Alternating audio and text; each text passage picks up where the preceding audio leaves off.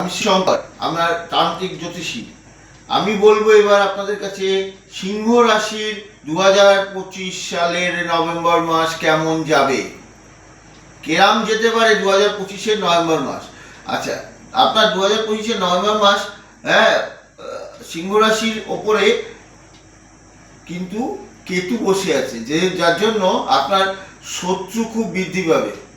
ঠিক আছে, অর্থনৈতিক দিকে আপনার ভালো যাবে, সুখ শান্তি কিন্তু আপনার তেমন সংসারে থাকবে না। সিংহ রাশির যারা জাতক জাতিকা, তাদের সংসারে কিন্তু একটা শূন্য স্থান হয়ে থাকবে সংসারের জায়গাটা। ঠিক আছে, বর্তমান সময় মনের ওপর খুব চাপ সৃষ্টি হবে। মা বাবার শরীর স্বাস্থ্যের হানি ঘটবে, সন্তানদেরও শরীর স্বাস্থ্যের একটু হানি ঘটবে।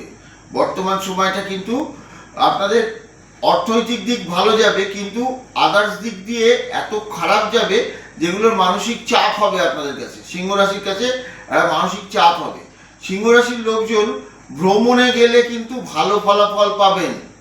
আপনি ভ্রমণ করলে কিন্তু আপনার শান্তি আছে। আচ্ছা, সাংসারিক একটা স্বামী স্ত্রীর মধ্যে গোলযোগ হবে, কিন্তু আবার সেটা মিউচুয়ালও হয়ে যাবে। সিংহ রাশির এটা ভালো আছে। সিংহ রাশির অর্থনৈতিক দিকটা ভালো আছে। ব্যবসা বাণিজ্য সিংহ রাশির যারা করবেন তাদের পক্ষে কিন্তু খুব খারাপ আছে। ব্যবসা বাণিজ্যের যারা করছেন তাদের জন্য খুব খারাপ আছে। ব্যবসা বাণিজ্যটা কিন্তু দেখে করবেন, নাহলে ব্যবসায় লস আসার চান্স আছে। আচ্ছা, গাড়ি বাড়ি, নভেম্বর মাসে আপনার গাড়ি বাড়ির দিকে আপনার খারাপ আছে। বাড়ির কিছু জিনিস খারাপ হতে পারে, আপনার গাড়ি খারাপ হতে পারে, যার জন্য গাড়ি বাড়ির দিকটা আপনি একটু সাবধানে চলাফেরা করবেন। ঠিক আছে, স্বাস্থ্যভাব আপনার কিন্তু এই মাসে আপনার দাঁতের পীড়া হবে। ঠিক আছে, আপনার যারা মহিলারা, মহিলাদের গুপ্ত রোগ। আচ্ছা, কিডনির প্রবলেম, সুগারের প্রবলেম বৃদ্ধি পাবে।